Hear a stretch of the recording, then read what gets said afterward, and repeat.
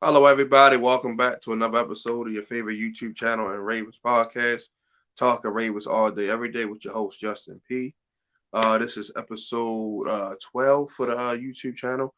And for the audio version, season 1, episode 17, you can listen to that on Google Podcasts, Apple Podcasts, Spotify, radio, podcast, basically anywhere you get your podcasts and meet your stuff from. Just type in Talking Ravens all day, every day podcast. And you'll list all the available platforms. And also the links are in the description.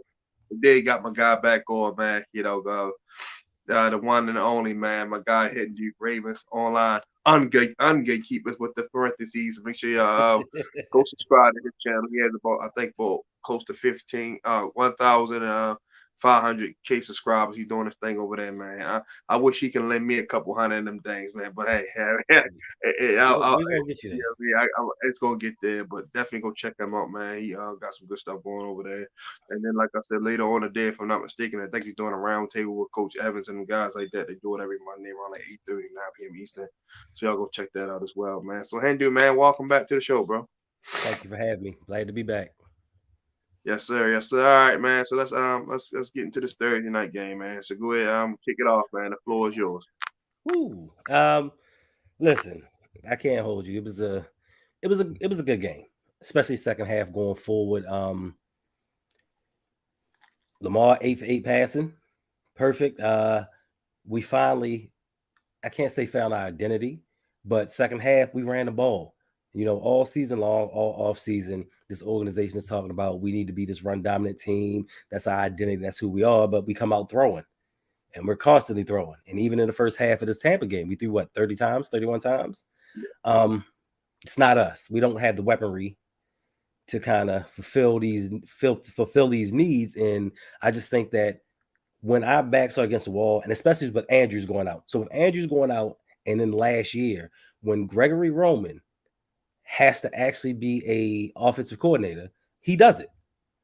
When he doesn't have the pieces, certain pieces around, and it's kind of like, all right, Lamar, you go out and do your thing, and he actually has to sit back and be like, you know what, I got to call a game. There are times when he can do it, and I think that's what makes things a little bit more frustrating because you see him do it. There have been multiple games or multiple halves this season where you said, all right, Greg called a good game. Like he switched things up. Certain things weren't working. The biggest thing for this coaching staff to me is in-game adjustments. And they've struggled with this for years, but I think we're doing collectively a better job with it. Now, don't get me wrong, I wouldn't be me if I did not bring up the fact that Tampa Bay's an injured team. They were injured coming into the season. They were injured throughout the season, and especially last week. What 3/4 of their starting secondary was out, and then another guy got hurt during the game. Shaq Barrett went out. Like, listen, Yeah. we'll take any victory that we can, but I just think that we need to be realistic because for us as a franchise, it's not about the regular season. It's not about what we're doing now and the slate of games we got coming up and how good we look. It's about the playoffs. It's about playoff success for us. We are a spoiled franchise. We are a spoiled fan base because we're used to winning. We're used to this team winning, being in contention for a playoff spot.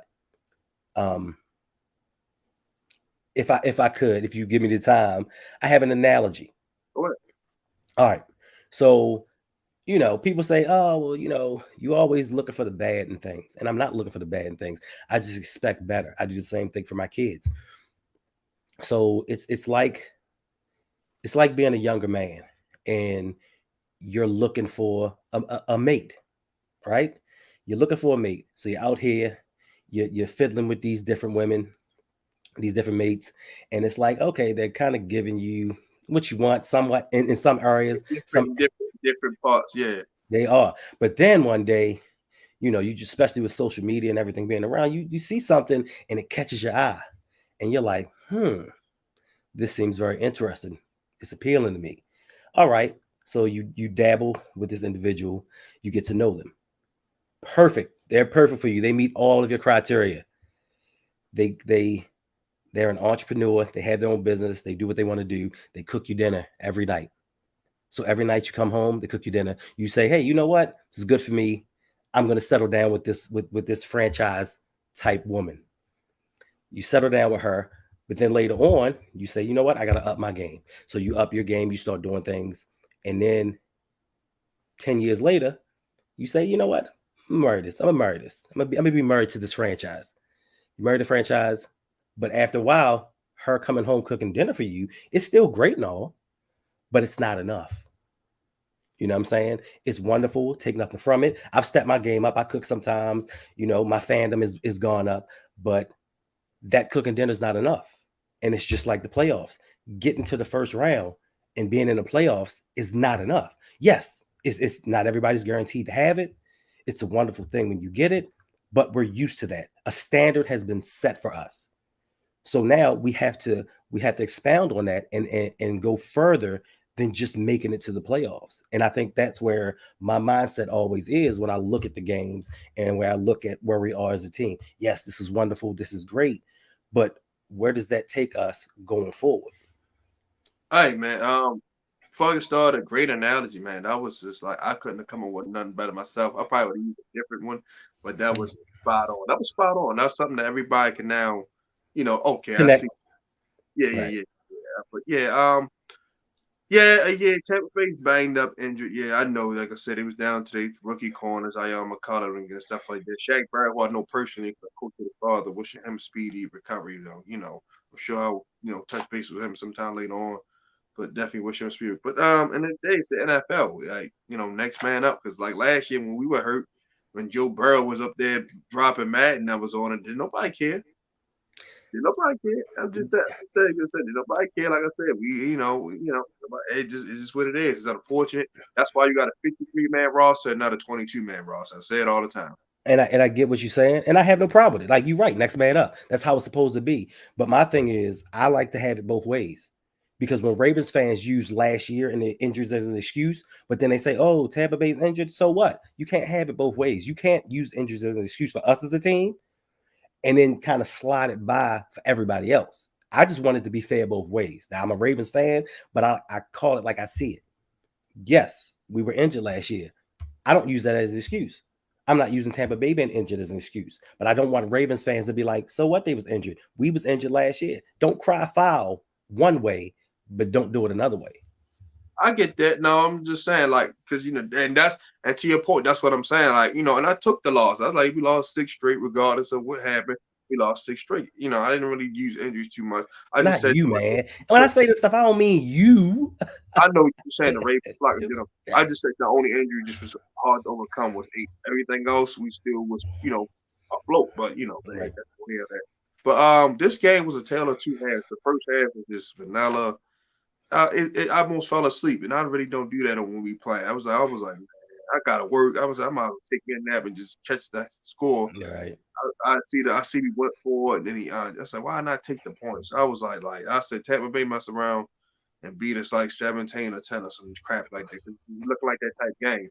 Then second half, we turned it on. We started running the football, getting 7, 8 yards a clip. I said, okay, all right. I said, Harbaugh must have went up to G-Roll. Like, look, man, stick to your script. Like the run will open up the pass. Absolutely. And vice versa. Mhm. So, and they started getting there. Like I said, we started getting big runs. Lamar said, the hell with it. I'm going to play my style. If they want to criticize me, ESPN, have at it. I'm trying to win this game. That's what it was. Then, like I said, then the passing game got better. Andrews going down was a blessing in disguise. The reason I say that, of course, you don't never want your tight end hurt. I'm saying this now because now it forces him to look at everybody else. Because all year long, you'll have guys open. Regardless, we know our receiving core is not the best, but these guys do get open because they're professional They athletes. do. So he has to scan the field. And he did that. He found Demarcus Robinson. He found Likely. Prochet had a couple okay catches, So he started spreading the ball around. And like I said, Kenyon Drake and then Gus and all them started getting going. And then the O line, now they feeling it. They're like, hey man, hey, we great dominate the game, which they did. Defensively, they picked it up. Mike Evans had 100 yards. Cool. He's going to get his. He's an all-pro receiver. Like, especially after that crucial drop he had against the Panthers, I knew he was going to come with a chip on the shoulder. And then it's Tom Brady. Tom Brady going to get put up his stats or whatever the case may be. He's the greatest quarterback of all time for a reason. But we did a fairly pretty good job. Held them really to 16 points. That last touchdown, it was garbage time. Count it, whatever you want to do with it. But me, it's like, we really held them to 16 points. The only thing I will say we got to do a better job is in the red zone. Like that first drive, we got they muffed the punt, we fell on. I'm like, all right, just running in with Gus, go up 7 up, go pistol shotgun. I'm like, it's our formation banned or something in the NFL because it's like when you get that close, you play power football. All the slick spread and all that stuff goes out the window because you only need 24 inches. Pounded in, you got a 300-pound fullback and a 250-pound running back. He did it against the Browns and it worked. We pounded the ball in. So I'm like, all right, Russ Gray run over there and touchdown. We get stopped, and But the Browns didn't have Vita Vea though. I understand that he's a beast. Double team him. You go heavy, double team him at the point of attack. Have Linderbaum and whoever Zeitler or Powell, Powers. and then the double team. Then you put in Falehe as an eligible tackle for that extra beef. You got Ricard right there with Gus. Boom. You should be able to move some out the ball in the yard. So you want your offensive coordinator to be creative? That's what you asked for? I mean, that's not even being creative, man. You can do that. No, no, no, no, no, no. For him, we're not talking about for regular normal people, bro. Just listen. You talking about a man who has run the same playbook since 2011. We are 11 years later, and they still putting on TV the exact same playbook. That he ran in San Francisco, right? Yeah. Like, bro, like but you're right. Like it should be power football. But I just feel like for us, we got lucky. Like in some real stuff, we got lucky. Mike Evans dropped a couple balls. Tom Brady, his arm just is gone to me because he undershot a couple of throws. And then for me, I think Greg Roman switched places with Byron Leftwich because they were killing us on the run. That first drive, we could not stop the run.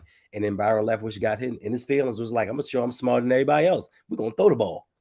And that was that downfall. I guess by him not getting passed over by a couple teams for head coaching job, I guess he trying to, he wanna, like, hey man, we great A out the Ravens defense because even though our defense ain't been playing as well, we still got that respect from the league, for teams that offensive against us. So I guess he like, if I can put up 30 on the Ravens, and people going, that'll get me back on the market. But Yeah, so I just feel like it's certain things. Listen, we shouldn't be struggling versus these depleted teams. Like for the most part, all season long, we played depleted teams. We shouldn't be struggling in some areas, especially with all the money that we've given up on defense. 43. We low key depleted too. We have had a significant amount of injuries ourselves. So so to be fair. So defensively, which ones? Which ones are that effective defensively? And please don't say Fuller because he wasn't good last year. No, he had it, but he would have helped for us like rotation and stuff like that. That's what I mean. We don't play Jalen Allen Davis as much and Demian Williams, who's holding his own. But I wasn't even gonna see him like Justin Houston missed time, and of course Bowser and Ajabo. Just that extra depth on the edge and losing Michael Pierce, that's big. He might not put up the numbers Aaron Donald put up, but he takes up 2 blockers. And he stops running, he pushed the pocket. Like Michael Pierce, that was a big loss. But then offensively, we just now getting Stanley back.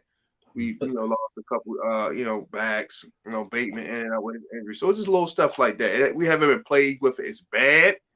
Right. Years, but it's still got hit a little bit. But we're starting to put it all together. But hey, Justin, we knew going into the season Stanley was hurt. Right. We knew going into the season Ajabo when we drafted him was hurt. We knew coming in that Bowser was hurt. So it's some of these things that we can't make excuses for. We knew our running backs were hurt.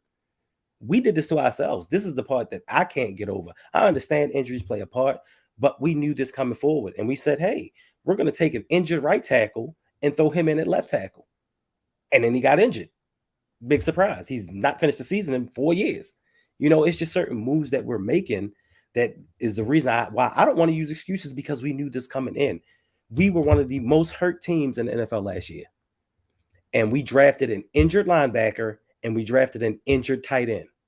Make that make sense to me. Yeah. Although those 2 guys, I think they will be phenomenal players. But yeah, you're right. It's just we definitely. I told you, me personally, I would have took Jermaine Johnson. He helped me right now, and he's over there with the Jets balling. Mm-hmm. Fit, all that is fluff because the only difference between a 4-3 and a 3 false linebacker, you standing up. That it's just it's that whole it's Right. I would have took him and then like I said, probably second round, you take George Pickens. You still take Lindenbaugh with that second first round pick. But I that's the only agree. difference I would have. I'm not trying to say I can do EDC's job because I know You outside. sure? I mean, I You sure you fought could? personnel wise, but I couldn't negotiate no contract because No, no, no. I probably would buy what they want and be fired. We just need you to pick the picks. You ain't got to negotiate, bro. Oh no, listen. First of all, we just need you to pick the picks. The rookie scale is slotted. Right. I'm talking about other players. GM still got to renegotiate plans. It's other. Bruh, do If I what? had to do that, pick the draft picks and stuff like that, I would kill it for sure. So you don't. So you don't think that some GMs got people telling them what to do? All GMs don't know how to negotiate contracts. No, They I'm have sure people. they Just got so that's what you listen, bro. You making $1 million. You making a couple $1 million doing this. You can hire somebody for a couple $1,000s to just walk you through. You can hire a lawyer to walk you through the process. Hell, you probably go on YouTube and find a video to tell you how to do that. that's what I would have done. A lot of people said that's smart. I would have took Jermaine Johnson, still take Linderbaugh, and take George Pickens. And now you got 3 players that's helping you right away. Immediately. We need the center, we need the edge rusher, and the receiver can use upgrade. So that's the only thing different I would have did with them first 3 picks of the draft. Thanks. But like I said, it was like I said, a good win. We definitely should have won by more. Like I said, because even the last drive when we kicked the field goal, Kenyon Drake rips a big run. All he had to do was just put his foot down. He in the end zone.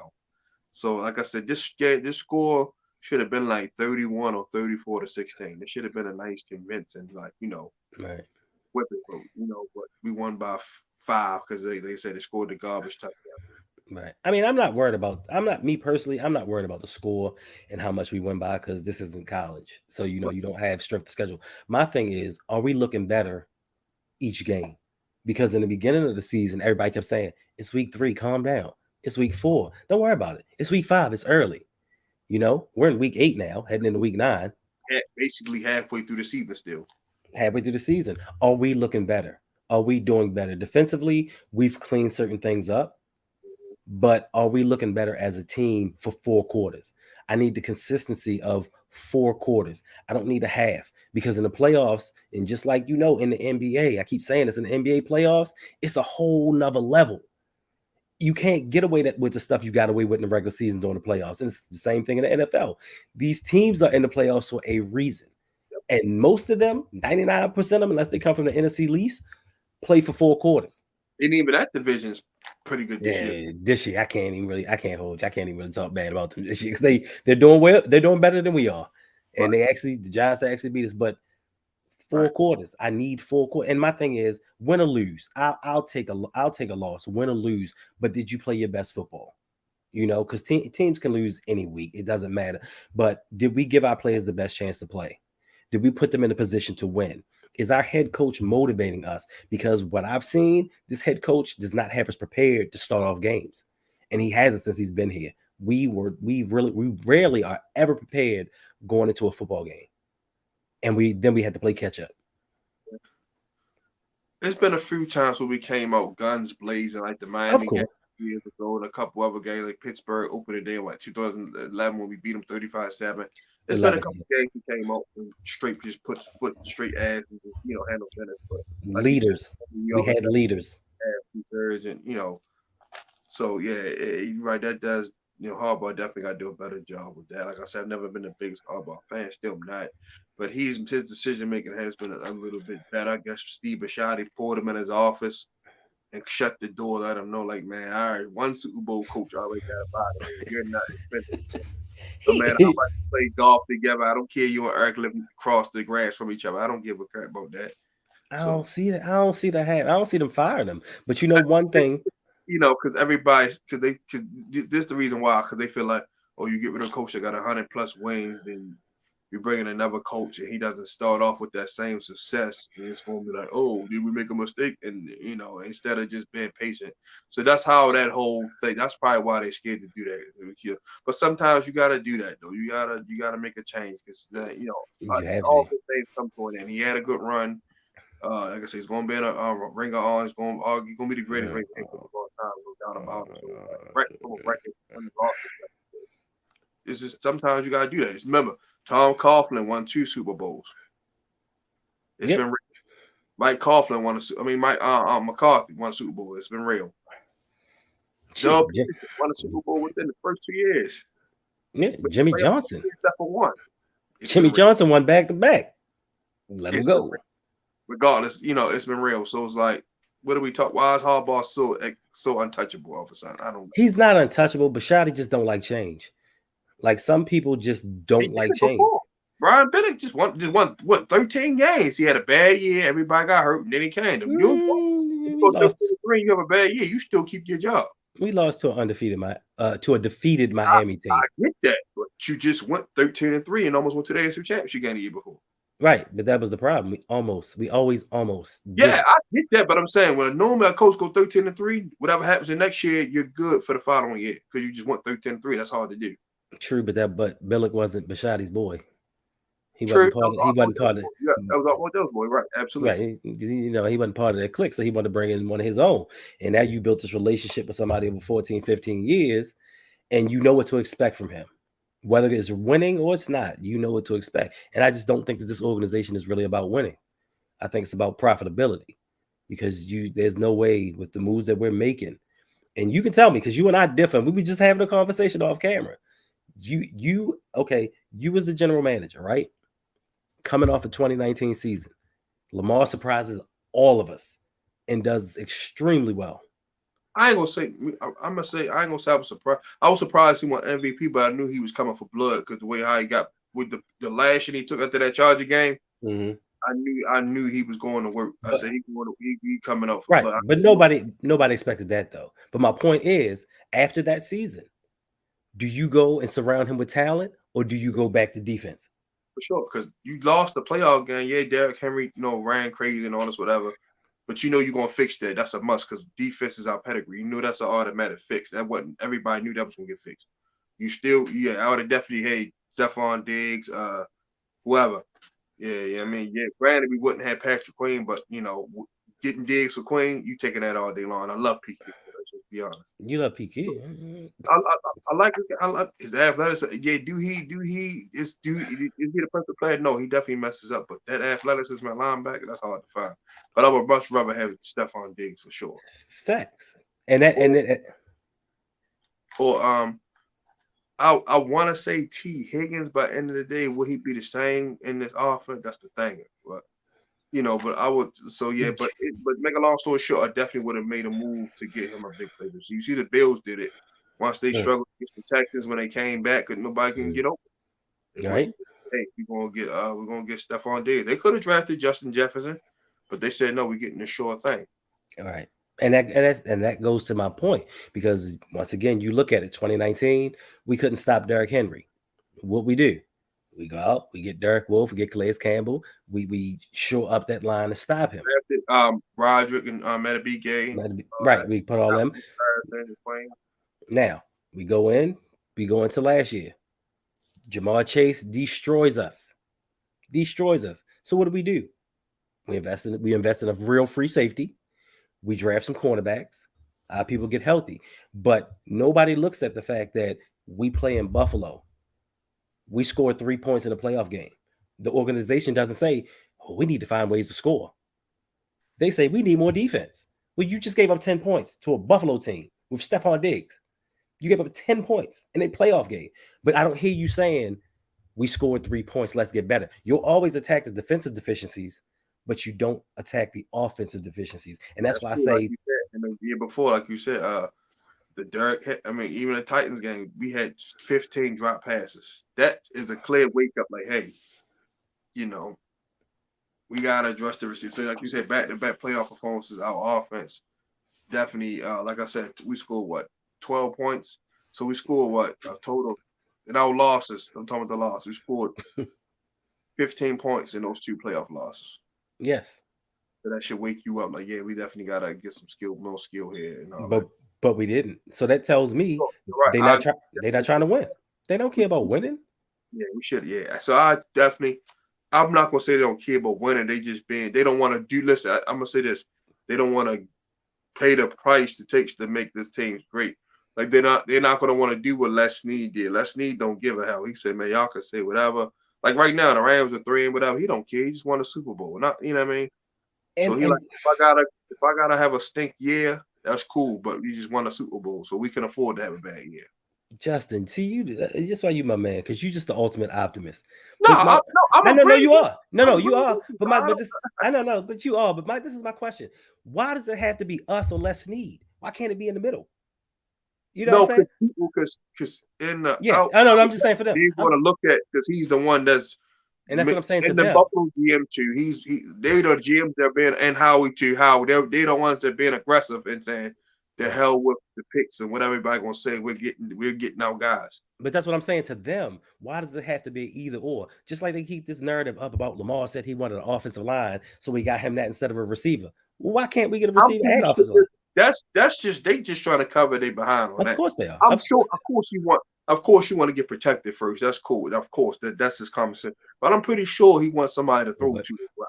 I'm pretty sure he wanted Hollywood to stay. They didn't do that. Yeah, But my yeah, yeah, yeah, yeah, yeah, for sure, for sure. but just my point is, you can't like you can tell me I'm not going to listen that they're trying to win a Super Bowl. They're trying to win enough to stay profitable. They don't care. Listen, you're not going all in. I see Philadelphia. Philadelphia is going all in. Oh, Do I and think that they still making moves, but they got another first round and all that for the father. Like how we don't, I don't know how he making moves, man. He bec- finessed the Saints out of a first round pick. Like he got 2 first round picks this year. and you But don't think A.J. Brown and all that. So it's like if he can do it, and EDC learn from the greatest of all time, arguably.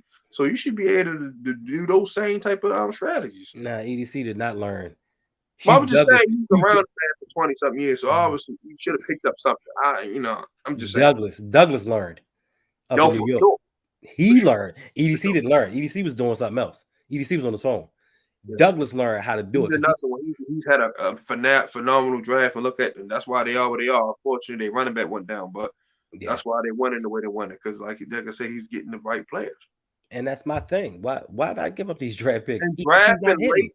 drafting late, it kind of hurts you because now after that point, you're not getting for sure talent unless a guy slipped because he had a bad pro day. Majority of them guys, when you pick 25 and up, it's like guys that should have probably went in the second round.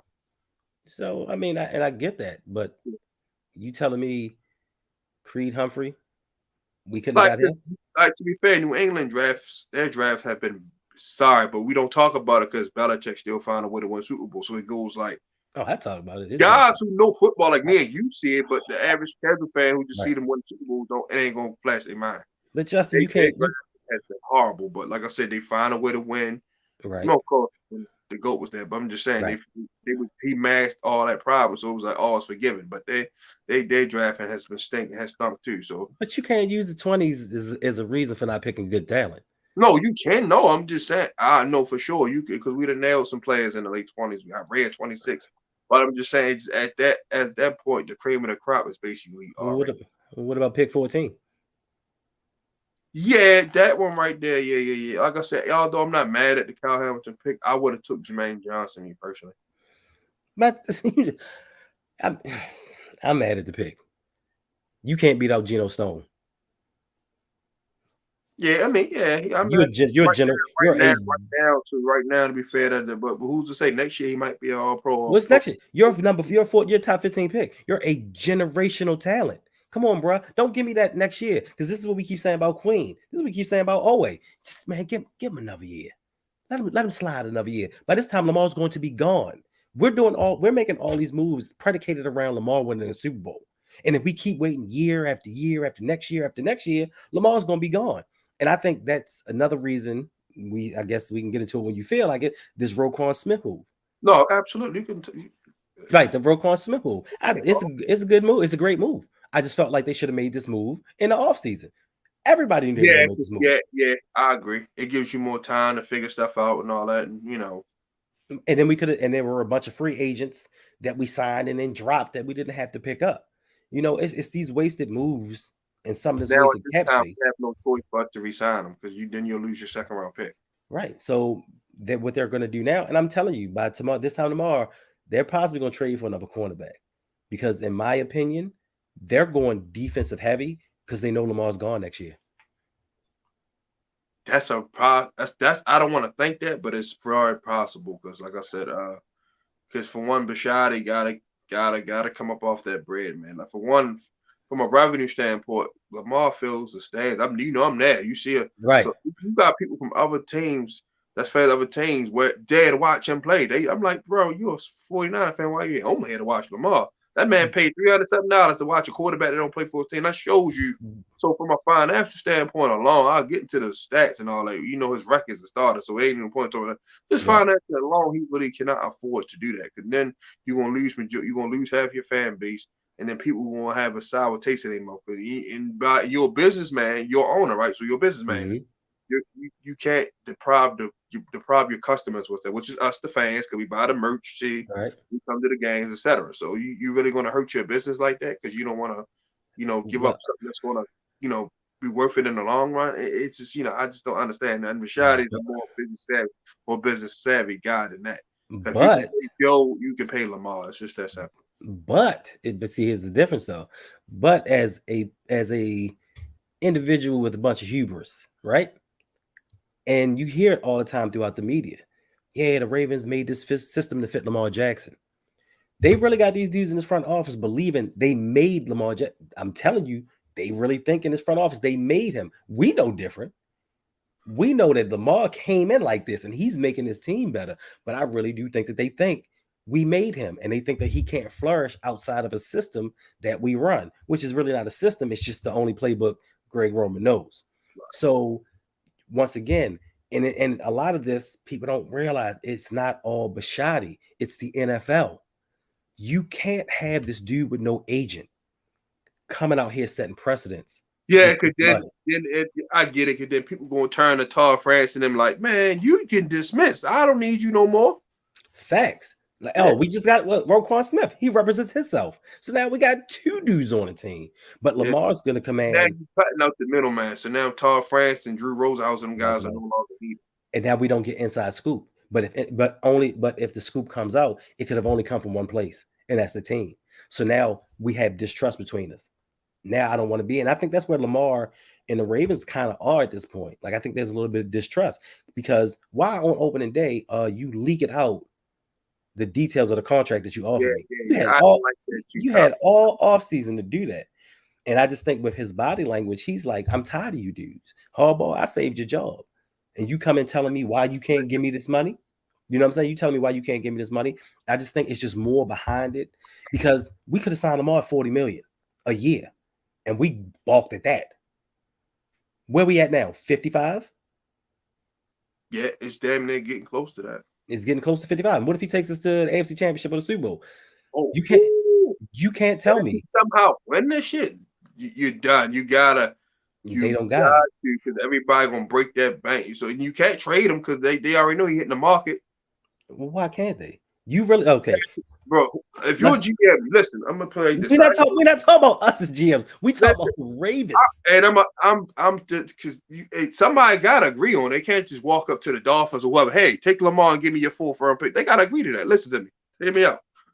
Why in the hell, as much as the dynamic is, why would you give up all this and you know he great hit the market in March, literally? So you'll rather go and stake the rest of the year, whatever the case may be, and get him in March where you keep all your assets and just pay him. Come on, bro. Think about this. Oh yeah, we're gonna give up 3 first-round picks and a couple players in less than 4 months. He's gonna be available for you to go sign on your own without having to give up nothing. You will get donkey of the year for that. No, you won't. You won't get donkey of the year for it. Listen. So you're telling me. Listen, now if he's still under contract, yeah, you do that because you're secure. But he's great hit free agency. They're about to do a sign and trade deal, bro. There's no guarantee gonna sign with you either because he can change his mind or whatever. I get all that. I get the whole. When I say stuff, I think about every aspect. So did you think about the non-exclusive? I'm gonna just take my chances in free agency and throw that bag at him versus giving up 4 for a pick and then gotta resign. I gotta pay him anyway, so I might as well keep my picks and pay him. And that's fine. But what if the Ravens non-exclusive right free franchise tag him? Now only gotta give up 2 first rounders. they'll wait the following year. Somebody be like, you know what? He not going. Because think about it, if you franchise him once, he not doing it again. I'm telling you this now. I'm telling you this now. Don't you? But this is my thing. He not doing it again, bro. I get what you're saying. He But gonna look at you like, okay, I'm gonna honor this just to show. I'm slap in my face.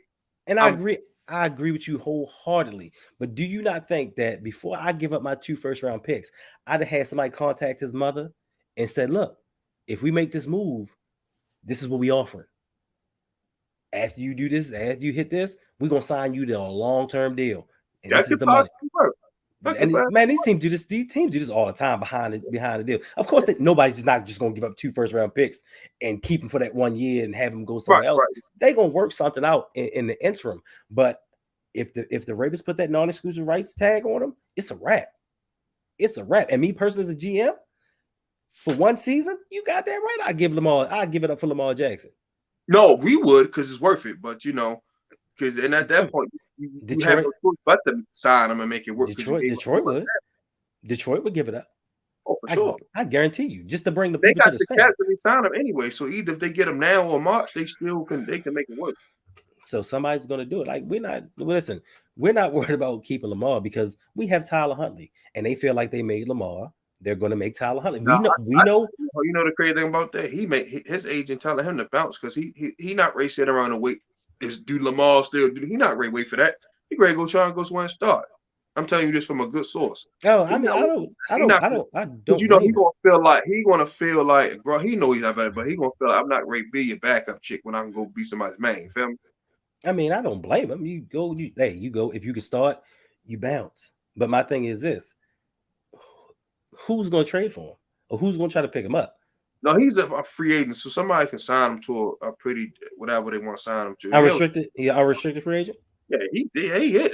I don't got them using Nintendo on him again. So, they got Anthony Brown in the practice squad to be a backup. So I'm guessing that's where they'll go. I'm not sure. I like Anthony Brown. That's to be their little backup plan for his backup quarterback. Huntley is definitely going to be somewhere else next year for sure. I like Anthony Brown. I think he can play. I think him too. Watch him. Huntley's going to be Seattle, maybe Indy if they can get up the Matt Ryan deal, possibly. Washington maybe because I the Wentz thing and then the Heineken. So it's like 4 or 5 teams he can go to. It's Carolina because I'm thinking that Baker the experiment is over. He may end up having to be a backup somewhere. No, he's gone. He's gone. So it's like 4 or 5 teams he has a chance to play for versus sitting here and waiting to see if Lamar's going to resign or not. I mean, I hope Lamar resigns. Of course, we but I don't see it. You got to keep that 2% reality that he could be gone. I have more than that. Listen, they've done nothing for him.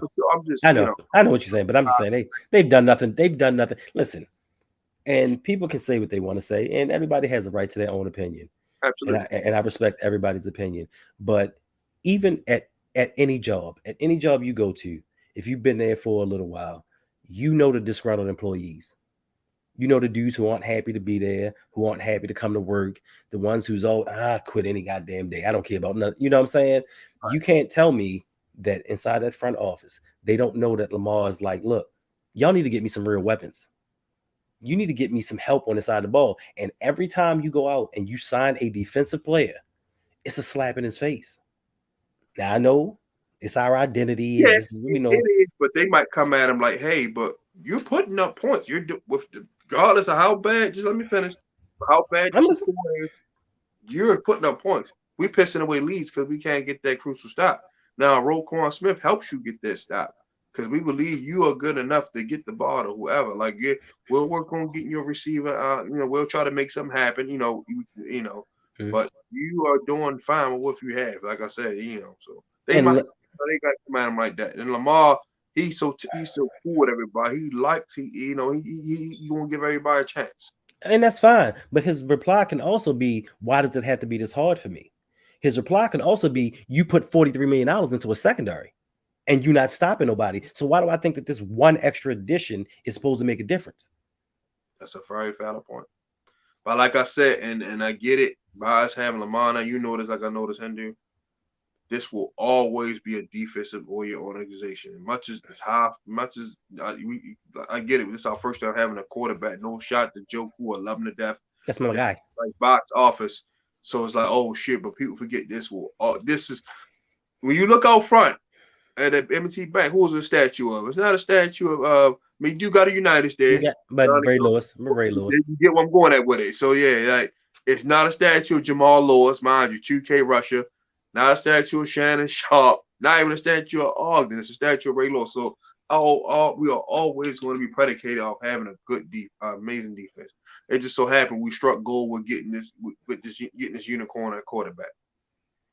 Right. So why don't you utilize it? Because I agree. We definitely need to do a better job. But we definitely.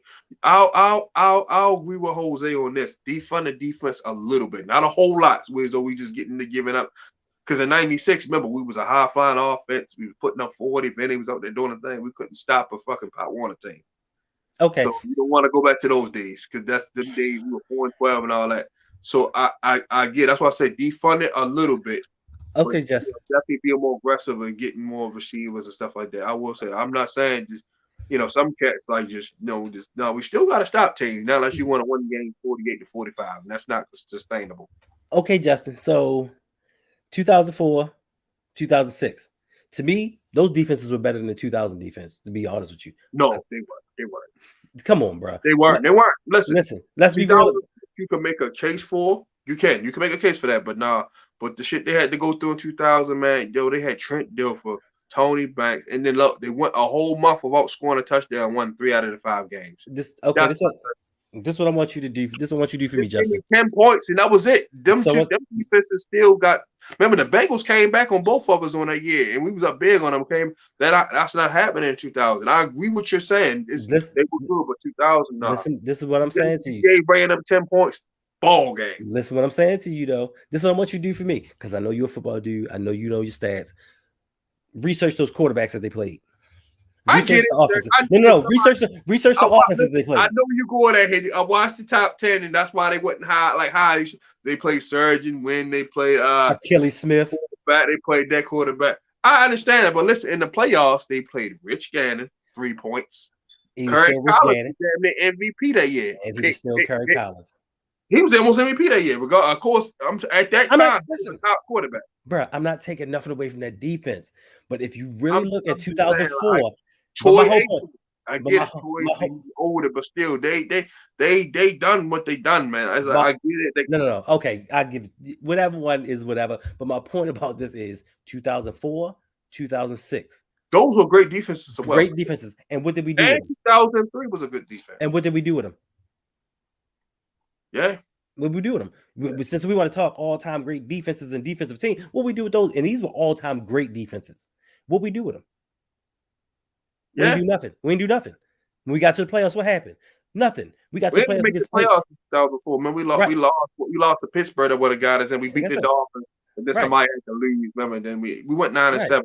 But we had all heartbreaking because we kicked all field goals, like 15-9. Against I was at that game. That was I got the uncle gave me tickets. I was in a 12th grade graduate. That was like a graduate. I'm right. Like, man, I was so hurt, man. I had on my Rob Wilson jersey. I never forget it. That's how long I've been a fan of this thing, man. And that's my whole point to you. With all that defense, we went into the playoffs and lost. And it's still the same. Good with top seeds anyway, because remember, outside of the year we beat the Texans with the 2 seed, every time we got the 1 seed or 2 seed, we always lost for some reason. Because we like being underdogs. We don't feel comfortable being front runners. Yeah. It's a mentality. And even then, look, we beat the Texans and turn around and had that heartbreak in New England. So even still, was like both Super Bowls we won, we were wild card teams. I think that's crazy. Because we like being underdogs, bro. Sure. And it starts up top with the head coach. I'm just saying. So all right, Hendy, that's why I love having you on these conversations.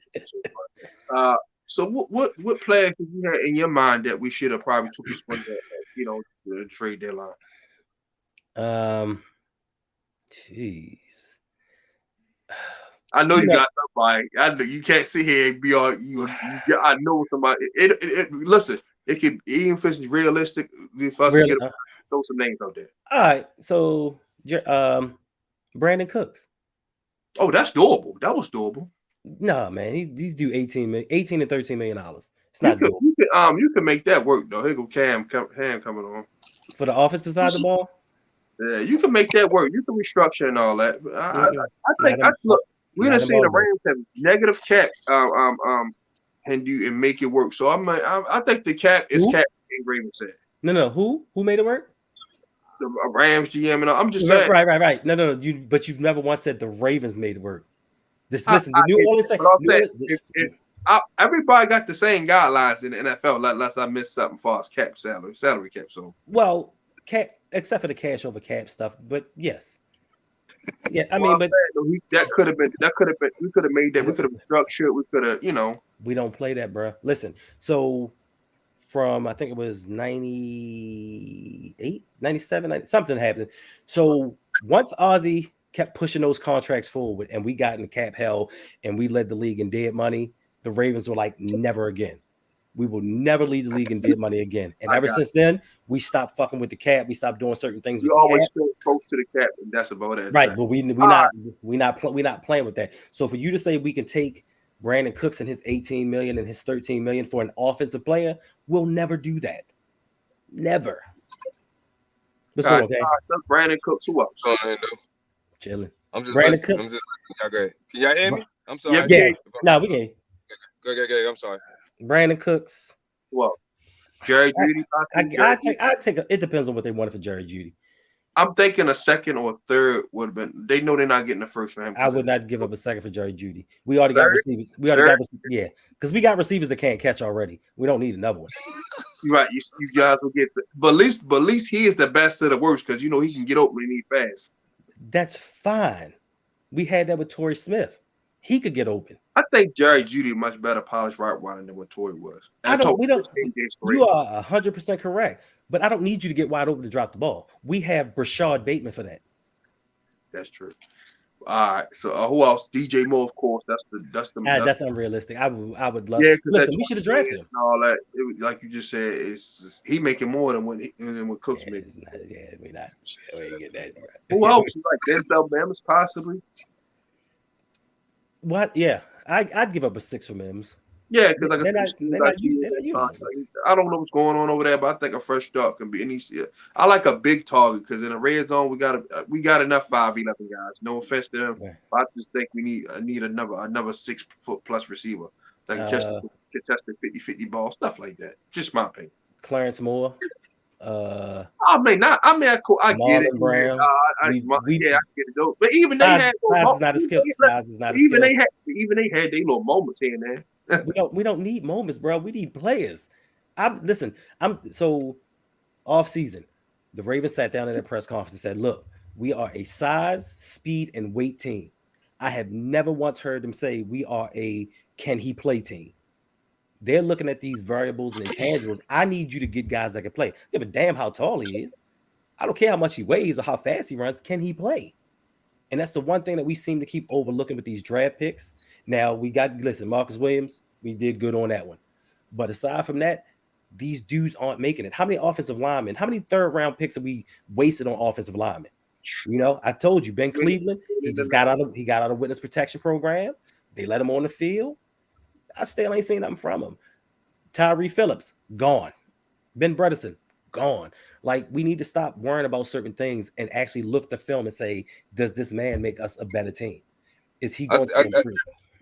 I'm sorry, because I think that the reason why they keep doing that is because sometimes you fall to the wayside because you think because it happened one time it's gonna happen again. So like we found Yonder. Yonder was like a third rounder. Mm-hmm. He's late. So you think that, and plus, but in college Yonder was a tackle, right? So they moved him. Started off as a right tackle. People don't know that. Right. Exactly. So when it's like how you always say, like, look at your fathers or your uncles or whatever.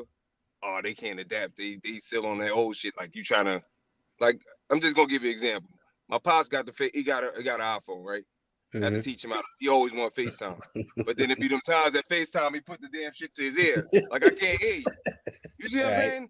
Meaning that I'm using that analogy, meaning that if it happened one time, so you think it's gonna happen again. It's not always. You're not always gonna be that lucky to find It's somebody. like you going to the casino, think you're gonna keep hitting sevens You across gonna the keep board. hitting. You gonna keep rolling them 6. Come on, 6. Yeah. You ain't gonna keep always hitting that way. So you do. I agree with y'all totally. You do got to sometimes go. You know what I mean? If he's there, we gonna do best player available every time. You got to get the best player every time, regardless if it's a lineman or whatever it's going to be. If we actually doing that every damn time, I don't know. That was my point. We not. So my question to you, Cam, was Kyle Hamilton the best player available at 14? Probably. He probably was. At that time, yeah. You think he was the best player available? He was, because Chris Olave was gone. No, maybe Jermaine Johnson was the only one, like I said before. Yeah, he was, but hold on though, because I wondered. I came in late, not on this, but when you was on the show with Coach Sip, and y'all were talking about Kyle, and I asked Coach the same thing, and I'm gonna ask you the same thing, and this is my opinion. Mm-hmm. From watching him in college, he was always a free safety. He was never in the box. Like, he was in the box maybe 25% of the time. Now you coming in. Now you coming in. We got Marcus Williams, so obviously he's not going to be in there. But the way we're supposed to play our defense, somebody high, somebody low every time. Chuck should have been in the box from the jump. But hey, that's my. Right. What I'm saying is, like, do you think we playing him out of position right now? Like, I feel like, especially the fact that Marcus is out, give him an opportunity to learn. Like, he need to be high. He's a lot more rangier than Geno. Facts. Now he's seeing things differently. I mean, I think he's catching it now a little bit. Like, he had the best. I don't know how the PFF rating. I trust it. I don't trust it. Yeah, that's fluff. Yeah, but he's doing better covering. He's doing better. He didn't have to really do that. He was coming up and knocking motherfuckers that. He was knocking everybody's head off when he was playing free safety. So that's what I'm saying. Like, I said to Coach, I'm gonna ask y'all, do you think that we have him playing out of position, even though we're known to do that shit? Bring somebody in and make him play something he's never played before. Mm-hmm. Right. And that's exactly how we messed up Matt Elam, Kamale Correa. Yeah, that's how we messed up a lot of people. We played him out of position. But when Marcus Williams went out, this generational talent, shouldn't he be our starting free safety? I totally agree with you, but see, that's not on.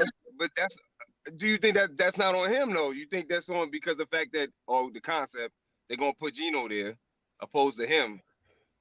They both been making plays, but I think it's because he's a rookie, and even Ed didn't start when he first came in the door. You know, he had to learn. But Ed wasn't the top 15 pick though.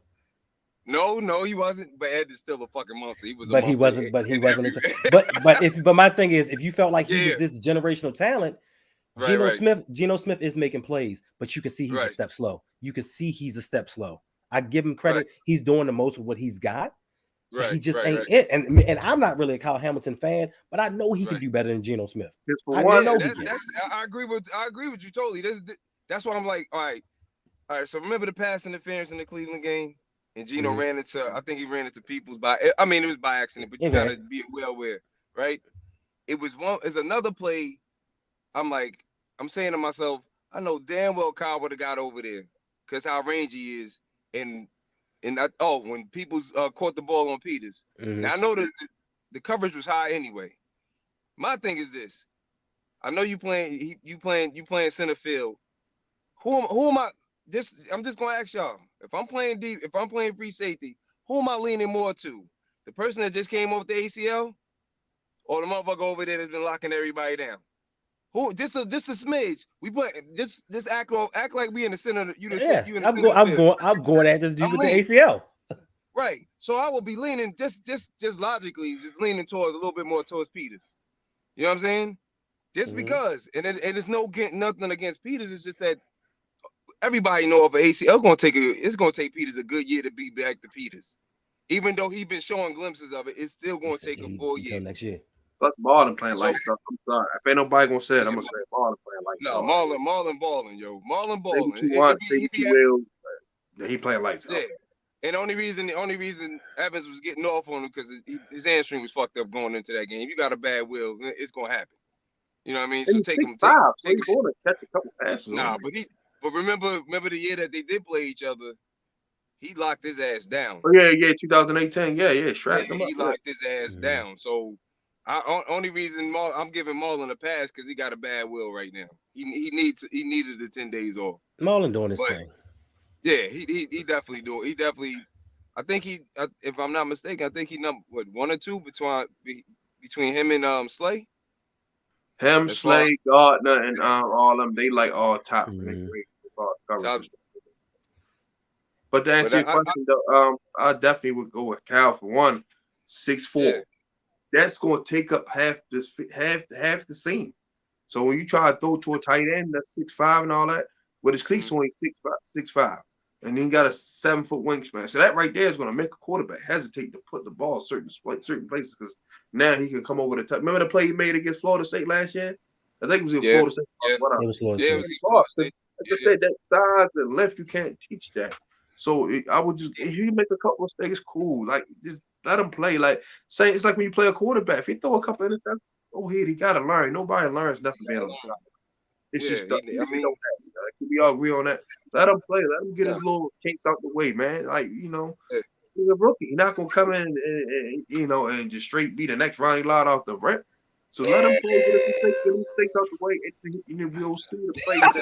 Hendo funny. I'm saying, but we listen, and this is something that Rodney said to me. Rodney, because sometimes I'll agree with y'all and say certain things, but he says, why do we expect less?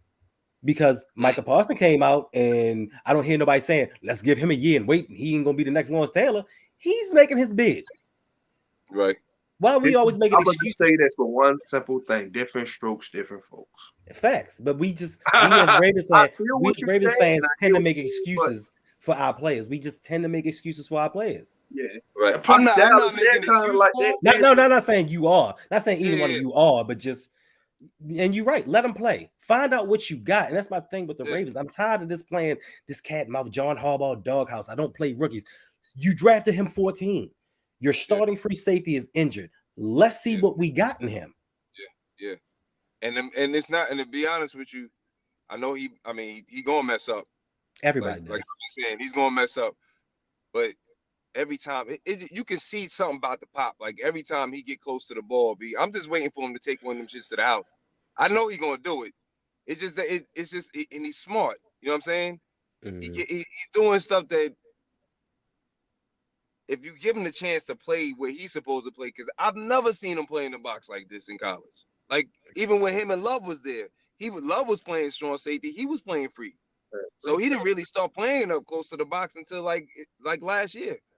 You know what I'm saying? So it's like that's why I kept thinking. I was like, damn, I wanted to ask y'all that because everybody was y'all taking a turn, and I put it in the chat, but I'm like, I know he ain't gonna see that. So that's why I left a message. But like we've been playing him out of position, and then I think coach said, not yet, don't do it yet. But is that what they're thinking? Like, are they thinking, yeah, it's too early. Don't let him play back there yet.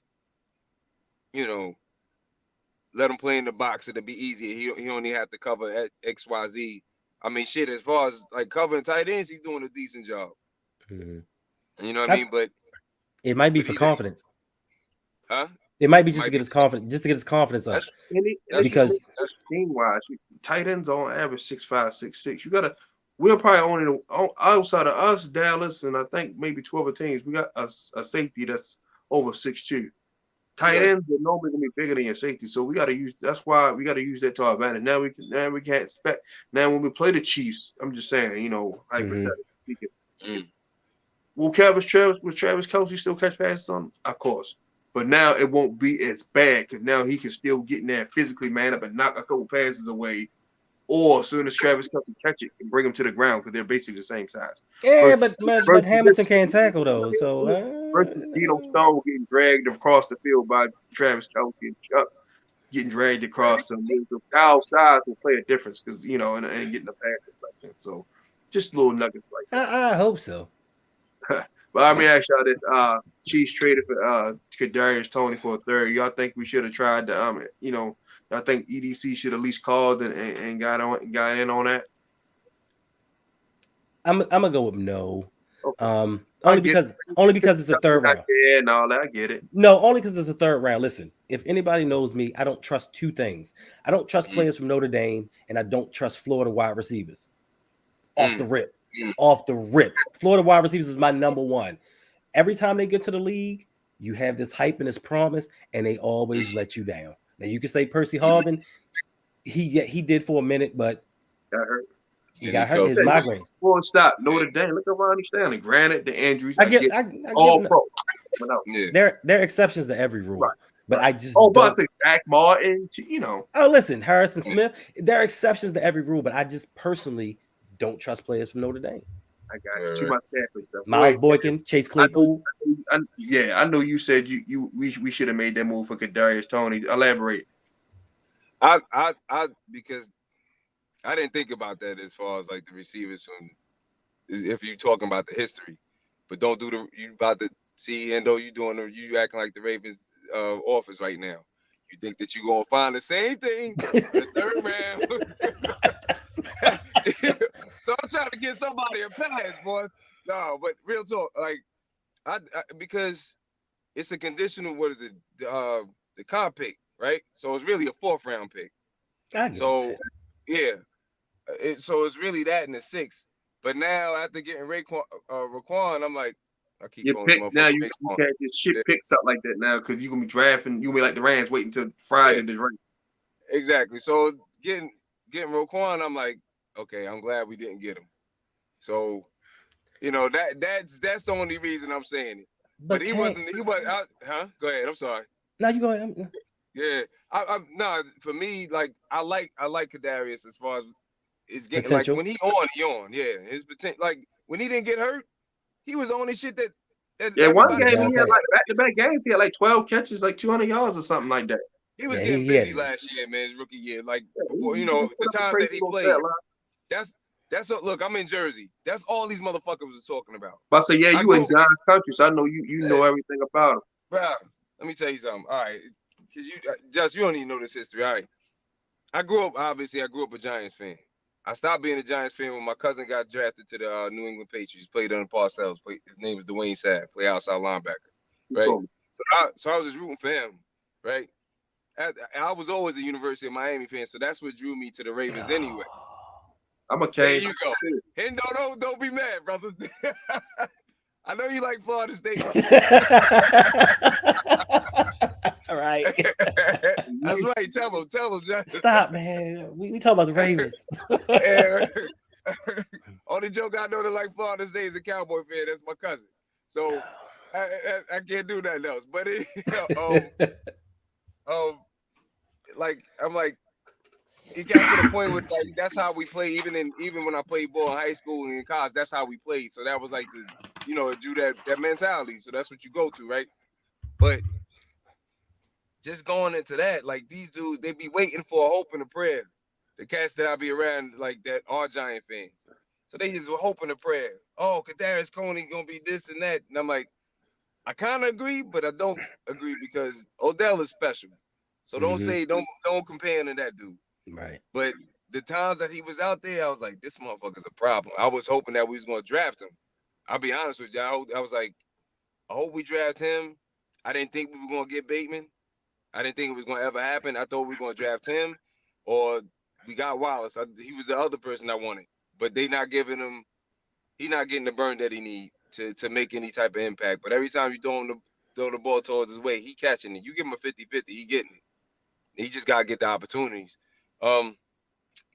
So with all that shit said and done, but that's all said and done. But I'm glad we didn't. I know what we going. No, it's funny. I know exactly. You know where I'm about to go. But the story you just told, isn't that what Ravens fans do? Every time we sign somebody, they the next great, they the next this. Andy is not you personally, not you personally. No. Yeah, listen. It's jokers that do that.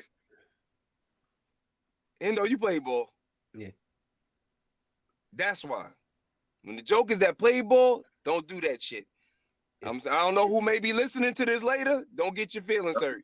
If you never played ball, you don't understand. You understand, but you do not understand. I sit there and I listen to jokers and they talk about how good such and such is, and I'm like, that's what I do. I just scratch my. I'm like, you fucking kidding me? Like you gotta, everybody do a hope and a prayer instead of just trying to. They didn't do no homework on the player. Didn't watch him in college. Didn't see him, and then they just on a wave. This is a lot of wave hoppers. You just on the wave and you just riding with this because such and such said this. Oh, just like I remember when Daniel Jones ran for like 80 yards and bust a hammy. He bust a hammy. Yep. Oh, was trying to tell me he was faster than Lamar. I was like, slap yourself. Are you kidding me? You know what I mean? Like that's not even worth a response. Some stuff you just gotta just okay. But that give me a reason it, but I didn't really pay no attention to that. Yeah. I just like to break up my stand up on fools. So that just give me a reason to start talking dirt to them. Right. But yeah, like no, it's they are every culture of fans. There's always somebody that don't know the game that like to talk that shit. But come on, bro. Every time we sign a street free agent, every time, hey man, he gonna take this team to the next level. Andy Isabella, what I call that Hendo and it's already in your gang, gatekeepers. I call them gatekeepers. Yeah, they are. No matter what the organization do, it's perfect. We can cut 25 starters tomorrow. They needed to go because they needed this, and I'm like, y'all don't. Just because you're a fan, don't mean it's okay to disagree with the team. You know that, right? I go to the games each week and spend my hard-earned money, and I still be like, what the hell are we doing? So next year when Lamar's gone, man, you see the cap savings we got not signing them. I call them gatekeepers. It's like you don't. It's okay. You don't gotta agree with everything the franchise is doing. You think Lamar gonna be here next year? Please don't. I'm asking. I'm just asking. That's a bad dream, bro. It is. I woke up with that. But I'm asking you your opinion. You think he's gonna be here next year? I'm gonna say yeah. Let me pray. Yes. In Jesus' name, you got me. I gotta pray on it. Only two teams I think he leaves us for, and I'm gonna say this, and I think you already know this: the Bucs or the Dolphins. One, of course, home team, so he can go home. And then the receivers that they got there, got one that got Evans, Godwin, blah blah blah. They got wide on. They the only two teams I think he leaves us for. Hey, Tom Brady already said he's next. Listen. That might have been a subliminal. Who knows? We don't know that. He mean next to lead though. And don't chill out. He say next to lead. He mean it. Come on, listen. Come on, man. Yo, like, they gotta cut the check, bro. But more than I think more important. Like I told people before, I said, and as ball players, they need their confidence. Yes. They need to feel wanted, and they need to be respected. 100%. And I think Lamar's just like. Come on, man. Like, what I need to do? Like, you think bringing in a $15 million tackle going to do something for me? Because everybody thought Morgan Moses was the truth. But like you said, if you don't do research, you don't know he was a backup last year. Got in because of injury. He just wasn't. He got in because of injury. Guard tackle. He was like basically a flex for them. Right. So what you're saying is, Makai Becton got hurt and then Fant got hurt, so he moved around. So what you're saying is a non-starter. He's above average starter. I'm gonna just say that. Morgan? Yeah. Yes. He ain't above average. Tackles, he'll be like 27 for something like that. Yeah, he ain't above average for us. Look. Anyway, he better than Philip a waiver or whatever the hell his name. Yeah. He's serviceable. He's serviceable for the time being because of his knowledge. And you know what? Now this pick here. We already know who's going to right tackle once he get the game down. Big Salah. Why he not there now? This man came in and played left. Because you paid. Listen, Hendy, you said what you just said. You paying a guy $15 million, so they want to get a little bit of money's worth. Then next year they'll probably cut bait with him to save some money. So what money did they get out of Unique Ngakwe? He actually didn't play bad in a little bit of time. No, that's not my point. We gave up a 3rd round pick for a dude to stay 1 year left. Yeah, I didn't. I was so heated about that. I don't think he wanted. I was heated about that. Yeah, no, I think they. I say you like Judon and Yannick Walk. Like, come on. Man. Yeah, but I don't think that was the plan. I honestly don't think that was the plan. I think they were trying to sign him when they brought him over. Mm-hmm. Because if you look at the deals that they both took, right? Judon took the real deal. He did. If you look at the shit that the Raiders gave him, he could have stayed his ass here. I think he was the first one to actually say something. I don't think he wanted to come back, bro. I think because it was one, and there's no knock on him. One, the defense was too complicated for him. Mm-hmm. He don't really want to play the run like that. Facts. Not He like light. we play. He too light. You know what I'm saying? And he too light in the He ass. played the And run he yesterday against the Washington, but Right, hey, I mean, right. how much But he was playing. you pay a you pay a guy like him to get sacks. You stopping the run Right, important, yes. right. Yes. But I'd rather you go get 20 sacks. If you get blowing up a little bit in the run game, you get 20 sacks. That's cool with me. But what the reason why was he so eager to get out of the Raiders? Because I think 3-4. He want to run it. He want to be in a 4-3 system, 4-3 brother. system. He want to Yeah, have. that's he what wanna, we the need system to, too much. Cam, and I say this, and I Huh? said it. We need to be in that. We need to be in that. This 3-4. I'm not a fan of it. Yeah, He's definitely not gonna go in it now, bro. We need to die because McDonald here. That's why I wanted. Yeah. That's why I wanted Flores. He a 4-3 guy. Or I want somebody that runs a 4-3 because That's our next head coach. yeah, I would love it. At least you know he gonna tell Bashadi that he gonna tell Bashadi we need to know. What he need, right. Anytime you tell Stephen Ross like, yo, I ain't doing that shit. Like, who is you? I really hope though, to get back to your question, because I was breaking up when you were talking. I hope they cut the check like during the bye, bro. I know he said he won't wait till the end of the year, and the problem. This is the thing, and this is the only reason I'm upset with Lamar. And I'm not upset with him like that, but with Lamar and Raquan Smith, like it's only gonna be five. Like you're not really paying the agent that much when you getting generational money. You know what I'm saying? Like this shit would have been done if you had an agent. I disagree. I disagree. That's the Hey, pro. Cam. You don't think so? You stay the money. You can. Bro, I guarantee you. You know why I would have thought it would have been done? Because if I was his agent, I'd be like, stay your ass home. Nope, no, you can't. But then that may. But he wouldn't listen. But this is my thing. I know he wouldn't have listened, but I think this has nothing to do with agent fees. It's not about saving $7 million. It's about Lamar being a different type of cat. It's about Lamar being a trailblazer and showing other people like, yo, you ain't got to keep doing this good old boy system and following these rules. You do you. Like and the biggest thing for me, and why I respect Lamar so much, it ain't about money with him. Because he could have been signed, he could have signed so many deals. It ain't about money. It's about being this man, being his own man. Right. And I think. No, okay, I'm sorry. Go ahead, bro. No, you good. But I just think that I totally agree with you. I agree with you about that. I'm just saying because he's not the first one not to have his agent. Ed Reed didn't have an agent. Right. You know what I mean? But it's always different when you're a quarterback. Of course. I don't think that it's the fact that like everybody's talking about like, oh well, he can't take what they're saying or so on and so. Only reason I say it would have been done if he had an agent, because like you said, and this is why I totally agree, he loves ball so much. I'm gonna be there regardless, because not for you, not for the dough, for my teammates, because I love them. Facts. You know what I mean? And he gonna always be that, and that's what I love about him. I love that about him when he's at Louisville. Like he was already doing stuff for the kids when he's at Louisville, going to the schools. You know what I'm saying? So he's always been a trailblazer, and that's never going to change. Only reason I said if he had an agent, somebody gonna press that, be like, listen, look, just look at the line. Forget him playing ball. Look at all the stuff that he's done. We already talked about merchandise, right? Right. Okay. Other than merchandise, when the last time? If I'm the agent, I'm talking to EDC. When the last time you had a quarterback that was first of all a Pro Bowler, second of all was an MVP? Go ahead, I'll wait. Facts. That we need to stop this right now. When the last time you won without Lamar? Go ahead, I'll wait. But in that same token, Lamar can say the same thing to them. When they say, listen, you don't do this, you don't do that. I'm pretty sure he said, hey, you were almost out of a job until I came around. Your reign wouldn't even have started without me. Like y'all don't win without me. And I proved it last year. You took your boy Huntley. Think he's saying it? Oh, yeah, no, definitely. Hold up. As we talking it. Listen. As good as Lamar is, I think somebody better say it. If it's not his mom, I guarantee you don't think no. Come on, man. Come on, man. Come on. You don't think mom's sitting in that negotiating like this. I'll wait for you to finish. Felicia definitely speaking her mind for sure. I'll wait for you to finish. Go ahead. I'll wait. You done? Are you done?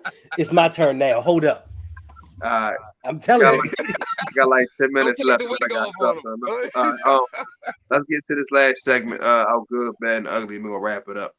Go ahead and start with you, Kendall. Give me Your good, bad, and ugly from the Thursday night.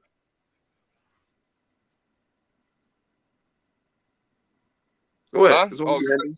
me? Yeah. You give I me your can't hear. good, I'm bad, and sorry. ugly moments from the Bucs game, Hindu. My good moments, second half adjustments. I've been on this team for many years about these second half adjustments. I even give credit to the grad student Mike McDonald. He did his thing. He adjusted during the game. The bad, start off the games. Like, this is not a new thing to us. Like I said, for the most part, we are not up. Coach Harbaugh doesn't have us up for games. Like, we don't seem to be ready during times. We got to fight and claw and do things. We make it a little bit too hard on us. The ugly part is the injuries. We continue to get injuries. When are we going to say, you know what, Steve Saunders, you done? I've had enough of you and the staff, because it's not making a difference. We need to try something different. We need to stop. And like you said, even with the draft picks and hitting on somebody, we need to stop the insanity. It's not working. And we keep going into every season hoping and praying things get better. But that's what I got for it. Cam, your good, bad, and ugly moments of Thursday night. My good is I agree with Hendo as far as the second half adjustments, because I was blacking out first half. The bad, I don't like the fact that we go into these games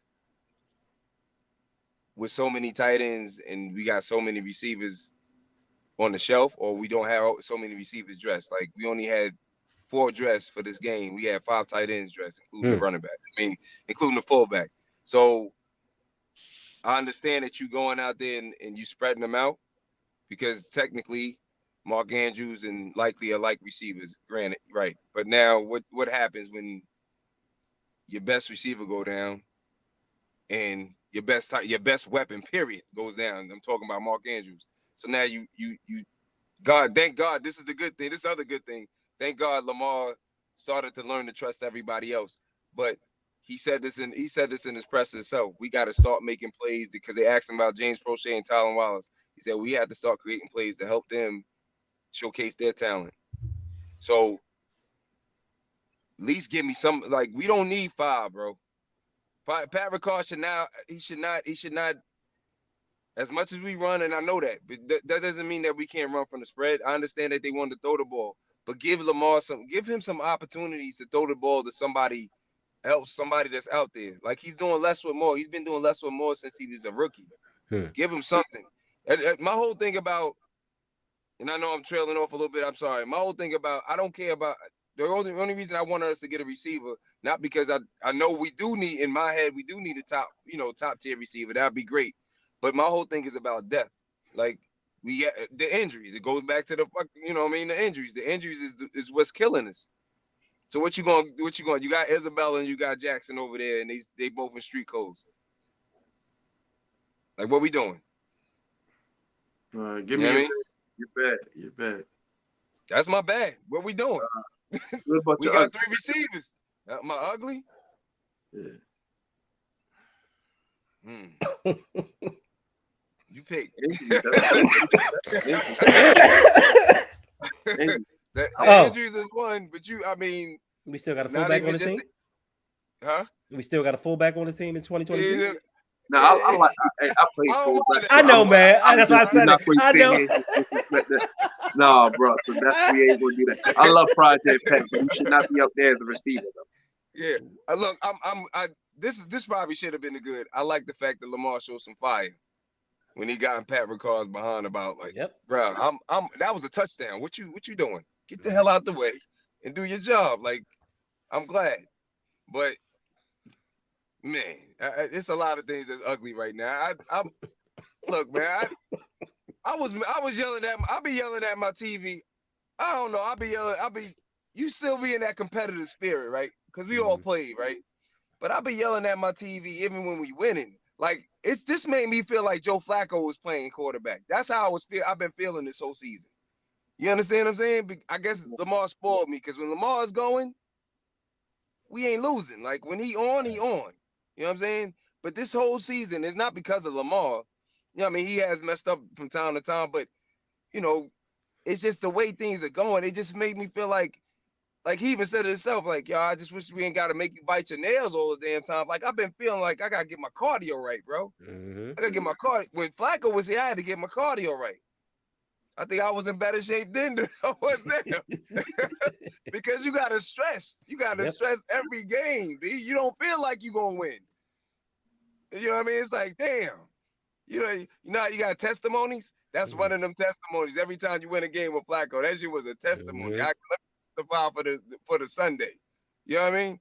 So that's it. Go ahead, man, bro. Go ahead, do what you do. Yeah, good. Like I said, second half adjustments. Like I said, the offense got flowing in the second half. First half was a little stagnant and stale. They didn't know what they wanted to do. They said second half, we're going to start running football. That's going to open up the pass, and that's what worked, and it worked wonderful. The offensive line's another good. They opened up holes, and they gave us more time to throw the ball the second half. Defense, they basically really helped Tom Brady 16 points, the little garbage touchdown, bad missed opportunities in the red zone. Like I said earlier before you got on cam, this should have been like 30. This should have been either 31 or 34 point game. Like we settled for 3 sometimes. Like the first possession, remember when when they muffed the punt? That shit. So that's is it the 6-yard line? Yeah, yep. We should that should have been 6. Yeah, right. 6-7, yeah, I see 7 because Tuck's automatic. But yeah, we gotta get touchdowns in the red zone instead of 3. Can I ask? Go ahead. I'm sorry. Go ahead. Go ahead. I was just gonna ask y'all a question. No, finish doing what you're saying. I was gonna ask y'all a question after I'm done. I'm sorry. Yeah, bad. Couple breakdowns on defense, not a whole lot, but that'll get cleaned up for the most part. And penalties and ugly injuries. That was it. Basically, injury guys, Mark Andrews, and then still about Bateman. So that's all. That's it basically as far as my good bad. But go ahead, Cam. Say what you great say. Then we're gonna close out. Yeah, I was just gonna ask y'all. Do y'all think Gus is underrated? Listen. I was about to say, I think that one of the unsung heroes is Gus Edwards, because once he came back, I think that kind of changed the mentality of the team. When he came back and started running hard, I think these other dudes start getting a little hype, because you can see the difference between the game that he played last game and the game before that. That intensity wasn't there. People can sleep on him and say he gets his yards because of Lamar Jackson and everything, and because of Roman system. It's not. He's a good running back. Yeah. And I think he sets a tone, and I think we need those type of dudes on his team. No, Gus definitely. Even as a rookie, Greg Roman wasn't called to play. 2018. Gus he got the yards in the second half of the year, so definitely underrated for sure, man. Like I say, we definitely gonna need him back soon for this playoff push. The reason I asked that because I'm like, I love J.K. Dobbins, but Bus he just give you something different. You know what I'm saying? I think you hit it on the head, like with that fact that the intensity, like it's like if we have both of them healthy, it's like having Ray Rice and I'm not saying he's Jamal Lewis, you know what I mean? But you know what I mean, he's that just effect. Like that effect. Jokers is just bouncing off. He's an old school type running back. You know what I mean? He's our version of Derrick Henry. He's just a smaller version, but you know what I mean? He's that type of like once Derrick Henry get rolling, it's hard to stop him. It's the same thing with Gus. You know what I mean? So that's why I was asking. I was like, what y'all think, man? Because he is the unsung hero. So that's it, brother. Definitely, man. Wonderful show, fellas. Thank y'all for coming on again. I'll go check this out on YouTube, Spotify, Anchor, Google Podcasts, Apple Podcasts, all that stuff like that. The links are in the description. So it's Hendo, YouTube and Twitter. Cam hopped on, so I didn't get a chance to play stuff in here. But next time he be on, I'll have his link. Go check out his music on Spotify. I am Cam Rules as IG. And Left Minded Cam really got some fire music. I always use his music when I do like my little clips and stuff. So go check him out. So everyone, Monday, tune in, watch Monday Night Football. I believe it's Browns Bengals. So I hope both of them die. To be honest with you, but I want to the Browns so we can have that 4-1 game lead. True. So definitely tune in for that, man. And then always make sure you guys trade Talk Ravens all day, every day from your host Justin P. And my special guest, Cam Rue and Hendo, Ravens Online Gatekeepers, parentheses, See you guys Wednesday. AJ be back on here. He has some stuff to take care of. He say, he sorry he missed it. He just sent me a check. So we're gonna have the guys on from Locked On Saints podcast. So every Wednesday we're trying to have the opposing teams, podcast. Come on and do a podcast. So y'all definitely do that. And if you guys not busy, you're more than welcome to come on for that as well. Indeed. Yes, sir. Yes, sir. Everyone, we Appreciate you, bro. Thank you very much.